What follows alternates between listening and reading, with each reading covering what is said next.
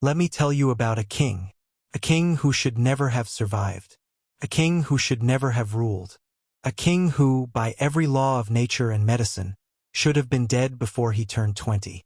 He was 13 years old when they discovered it. A tutor noticed something strange. The boy could not feel pain in his right hand. Not a little pain. No pain at all. He pressed his fingers into the boy's skin. The boy smiled, completely unaware. The tutor went pale, because he knew what that meant. Everyone in the 12th century knew what that meant. Leprosy, the most feared word in the medieval world. Not just a disease, a death sentence, a social execution. Lepers were cast out, forced to ring bells wherever they walked, so that normal people could run, could hide, could avoid the contamination. They were considered already dead, abandoned by God, rotting while still breathing. This boy was a prince, the heir to the throne of Jerusalem, the holiest city on earth, the city that 3 religions would kill and die for. And now, he was a leper. His father, the king, was devastated. His mother began calculating how to replace him. His enemies started sharpening their knives. Everyone assumed the same thing. This boy is finished.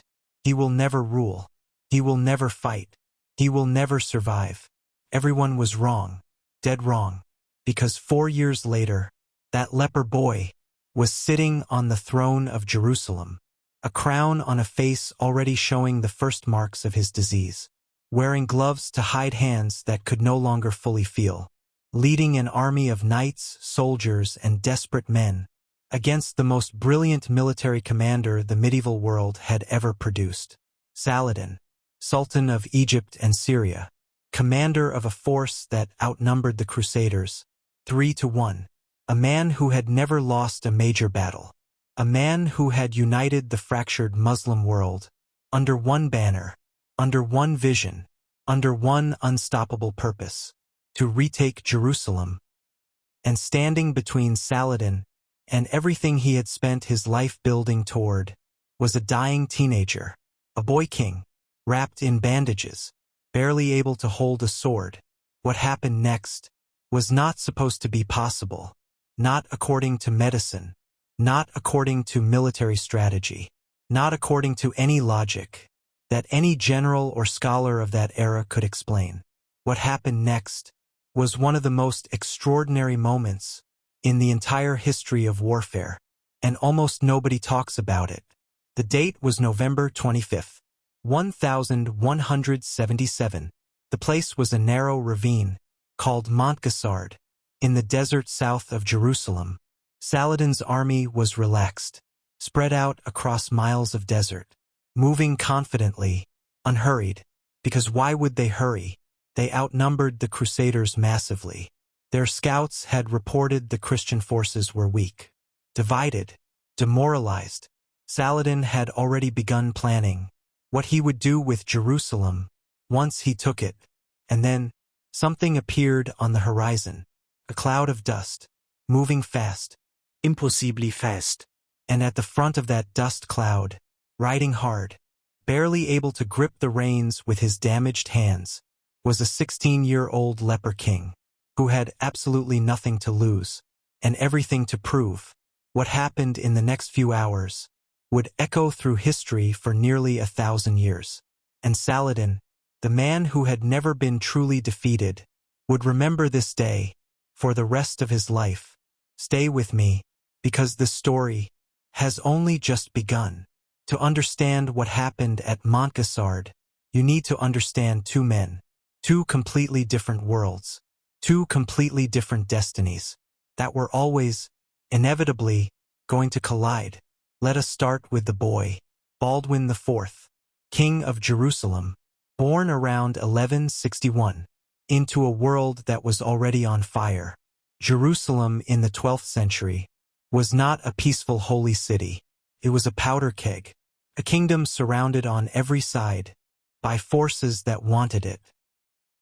The Crusader kingdom of Jerusalem was an island of Christian power in the middle of an Islamic world, carved out violently during the First Crusade in 1099, when Christian armies had taken Jerusalem by force, in a massacre so brutal that even the Crusaders themselves wrote about it with a kind of horrified awe. Blood in the streets, up to the ankles. That is what the chronicles say. That is the world Baldwin was born into. A kingdom built on blood, surrounded by enemies, always one mistake away from collapse. His father was King Amalric I, a capable ruler, but not a great one. His mother was Agnes of Courtenay, a woman of extraordinary ambition, and very little maternal warmth. Baldwin grew up in the corridors of power, watching, learning, absorbing everything around him. His tutor was a man named William of Tyre, one of the most educated men in the entire medieval world, a historian, a theologian, a man who understood people. And William of Tyre loved Baldwin, not as a political asset, not as a future king, as a boy, as a student, as a human being. And it was William of Tyre who first noticed the signs. He wrote about it later, in his chronicles, with a sadness that still bleeds through the pages. 800 years later, he described how the other boys would pinch each other during play. Normal boys, rough and careless. But Baldwin never reacted, never flinched, never pulled away. At first William thought perhaps the boy was simply brave, unusually stoic. But then he looked closer, and he saw the truth. Baldwin could not feel it, could not feel anything. In his right arm, the diagnosis was devastating. Leprosy, in its early stages, but progressing, always progressing. There was no cure. There was never a cure. Medieval medicine could slow it sometimes, manage the symptoms, but stop it? Never. William of Tyre wept. He did not write that, but you can feel it between every line he wrote about that moment. Now understand what this meant. Not just medically, politically. A leper king was considered an abomination by many. Some religious leaders argued that leprosy was divine punishment, God's judgment made visible on the skin. Baldwin's enemies would use this against him, constantly, relentlessly, cruelly. But Baldwin did something nobody expected. He refused to disappear. He refused to step aside. He refused to become what everyone assumed he would become. A footnote, a tragedy. A cautionare tale. When his father died in 1174, Baldwin was 13 years old, already sick, already showing the early marks of his disease, and he was crowned King of Jerusalem. Now let us talk about the other man, the man on the other side of this story, Saladin, born Yusuf ibn Ayyub, around 1137, in Tikrit, in modern-day Iraq. He was Kurdish by birth, not Arab, not from the ancient bloodlines that traditionally produced Islamic rulers. And yet, he would become the most celebrated Muslim leader of the medieval era, perhaps of any era. Saladin was not born into greatness.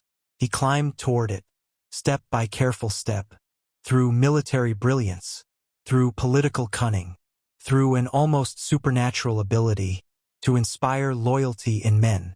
He served under Nur ad-Din, the powerful Syrian ruler, rose through the ranks, was sent to Egypt almost as an afterthought, and then proceeded to take over Egypt entirely, not through treachery, not through massacre, but through competence, through vision, through sheer force of personality. By 1174, the same year young Baldwin became King of Jerusalem, Saladin had made himself Sultan of Egypt, and he had one overriding purpose, one dream that consumed him. Jerusalem, the city that had been taken from the Muslim world in that bloody First Crusade, the city that every Muslim ruler had promised to reclaim, and failed. Saladin intended to be different. He was patient. He was methodical. He was brilliant. And by 1177, he felt ready. His army was massive, battle-hardened, disciplined, loyal. The Crusader kingdom was fractured, torn by internal politics, weakened by disease, led by a dying teenager. Saladin looked at the situation, and he saw what any rational military mind would see. An opportunity. Perfect opportunity. He began to move, confident, unhurried, almost casual. Because why would he rush? Victory seemed inevitable. But Saladin made one mistake, one critical error. He underestimated the boy. He looked at Baldwin IV and saw only the disease, only the weakness, only the dying. He did not see what was burning underneath. He did not see the fire, and that fire was about to consume everything. Saladin thought he knew the story. He thought he knew how it ended. He was wrong. Completely, catastrophically, wrong. Jerusalem in 1177 was a city holding its breath. Everyone could feel it. The merchants in the bazaars, the knights in the citadels, the priests in the churches. Everyone knew something was coming. Saladin had been moving for months, testing borders, Reading village. probing weaknesses, like a predator circling its prey, studying every movement, every vulnerability, every crack in the armor. And the kingdom of Jerusalem had many cracks, more than anyone wanted to admit. The problem was not just Saladin. The problem was inside the walls, because while Jerusalem faced destruction from without, it was tearing itself apart from within. And at the center of that destruction was a man named Reynaud of Chatillon. Remember that name, because Reynaud of Chatillon was perhaps the single most dangerous man in the entire kingdom. Not dangerous because he was powerful, not dangerous because he was brilliant, dangerous because he was completely, utterly, catastrophically unpredictable. Reynaud was a French knight who had come to the Holy Land decades earlier, with nothing, no land, no title, no money, just ambition, and a violence that even his allies found disturbing. He had spent 15 years as a prisoner of the Muslims, 15 years in a dark cell, in Aleppo, and when he finally emerged, he was not broken, he was not humbled, he was not grateful for his freedom. He was angrier, more reckless, more dangerous than the day he went in. Reynaud controlled the fortress of Carrick, a massive stone castle sitting high on a cliff in the desert south of Jerusalem. From Carrick, he could raid Muslim trade routes, Muslim pilgrims. Muslim caravans.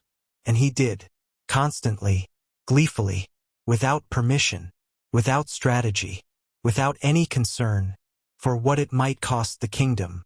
Every time Reynaud raided a caravan, pushed Saladin closer to war. Every time Reynaud attacked Muslim pilgrims, he gave Saladin a reason, a justification, a rallying cry. The other lords of Jerusalem knew this. They begged Reynaud to stop. They pleaded. They threatened. He ignored them all, because Reynaud of Chatillon did not answer to other lords. He barely answered to the king. And the king was a 16-year-old leper, who many at court did not take seriously. This was the other wound inside Jerusalem. The court was divided, brutally, viciously divided. On one side were the men who believed Baldwin could rule, who saw past the disease, who understood that the mind inside that deteriorating body was extraordinary, sharp, strategic, mature beyond his years. On the other side were those who wanted power for themselves, who saw Baldwin's illness not as a tragedy, but as an opportunity. Chief among them was Baldwin's own mother, Agnes of Courtenay.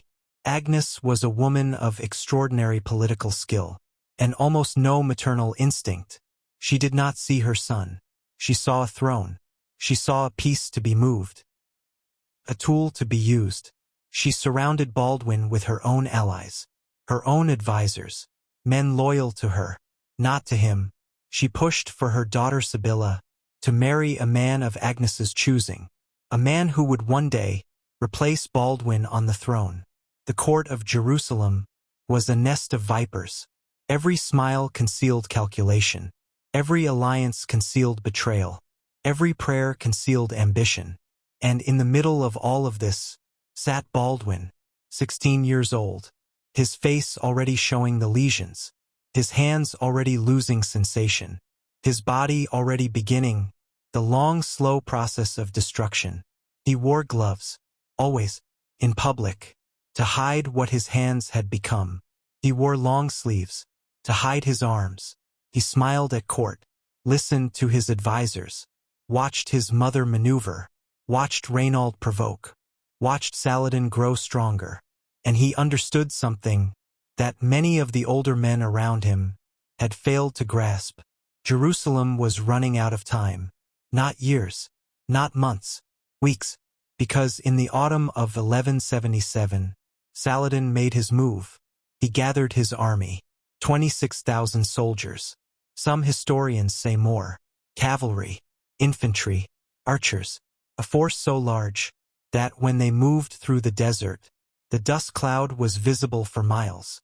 He crossed into Crusader territory, and he did something clever, something calculated. He sent a large detachment of his cavalry north to pin down the main Crusader military force, the Knights Templar, the most feared fighting force in Christendom, while Saladin himself moved south toward Jerusalem. The trap was elegant. The Templars were occupied. The kingdom was exposed. And between Saladin and the holy city he had dreamed of reclaiming, there was almost nothing. Almost. Because nobody had told Baldwin to give up. Nobody had convinced him that his body defined his limits. He looked at the reports coming in. He looked at the maps. He looked at the handful of knights still available to him. Perhaps 500 against 26,000. His advisors told him to retreat, to fortify Jerusalem, to wait, to survive. Baldwin listened to every word, nodded slowly, and then did the opposite. He called for his horse.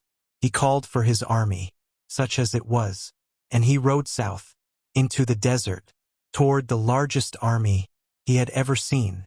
What nobody knew was that Baldwin had spotted something, something in the reports, something in the movement of Saladin's forces. A mistake, small, almost invisible, but there. Saladin's army was spread out, relaxed, foraging, scattered across miles of desert. Because nobody spreads out like that unless they believe there is no threat. And Saladin believed there was no threat. That was his mistake. That single moment of confidence. That single assumption that a dying boy king would not dare, would not charge, would not attack, was about to cost him everything. The desert was silent. The morning of November 25th approached. Cold, clear, impossibly still. And somewhere in that stillness, a 16-year-old king, with no feeling in his hands and fire in his chest, was riding hard, reading fast, riding straight toward destiny. November 25th, 1177. The desert south of Jerusalem. Saladin's army was enormous. 26,000 men, spread across miles of open ground, foraging, resting, completely at ease, because their scouts had reported the Crusader forces were weak, scattered, demoralized. The Knights Templar, the only real military threat, were pinned down in the north, occupied, neutralized. Saladin had planned this perfectly, or so he believed. He was moving his army in a loose formation. Standard procedure. When you believe you have no serious opposition, why maintain tight discipline when there is nothing to fight? Why keep your cavalry together when you control the entire desert? His men were relaxed. Some were cooking. Some were tending horses. Some were sleeping. Veterans of 100 campaigns, who had learned to rest when rest was available, because battle could come at any moment, and you never knew when you would sleep again. Saladin himself was riding with his personal guard, his elite force, his most trusted men, thinking about Jerusalem, thinking about what came next, thinking about history, about legacy, about everything he had built and everything he was about to claim. He was close, so close, he could almost feel it. And then, a rider came, hard and fast, from the south, dust flying, horse foaming. The rider pulled up before Saladin, and the words he spoke changed everything. The Crusaders are coming, not retreating, not hiding, coming fast. Saladin frowned. How many? The rider hesitated. Perhaps 500 knights. Saladin almost laughed. 500. Against 26,000. This was not an attack. This was suicide. But then the rider said something else. Something that made Saladin's frown deepen. The king is with them. Baldwin, the leper king, is riding at the front. Saladin was quiet for a moment, processing. A dying boy, leading 500 men, against his entire army. It made no sense. No rational military sense. Which meant something was wrong. Something he had not accounted for. He immediately sent orders. Pull the army together. Form ranks. Prepare for engagement. But here is the thing about an army of 26,000 men, spread across miles of desert, foraging and resting. When the order comes to form ranks immediately, takes time. And time was the one thing Saladin no longer had, because Baldwin had chosen his moment, with a precision that no military school had taught him, with an instinct that defied his age, his disease, his inexperience. He had watched and waited for the exact moment when Saladin's forces were most spread out, most exposed, most vulnerable. And now he attacked. 500 knights, in full charge, across the desert floor, the ground shaking beneath them, the thunder of hooves, cutting through the desert silence, like the sound of judgment. At the front of that charge was Baldwin IV, his hands wrapped in cloth, unable to fully grip his reins, his face already marked by disease, his body already being consumed from the inside out. But his eyes were clear, focused, burning. The Crusader knights carried with them a relic, the true cross, or what they believed to be the true cross, a fragment of wood, carried into every major battle by the kingdom of Jerusalem, a symbol, a rallying point, a reminder of what they were fighting for. And those knights, riding behind their dying king, believed absolutely that God was with them. That belief is not something you can put a number on. You cannot measure it. You cannot calculate it. But anyone who has ever stood on a battlefield will tell you, it matters. It matters enormously. The charge hit Saladin's unprepared forces like a hammer through glass. The impact was catastrophic.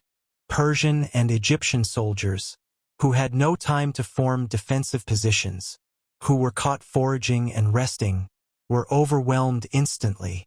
The cavalry that Saladin desperately needed to counter the Crusader charge was scattered across miles of desert, impossible to recall in time.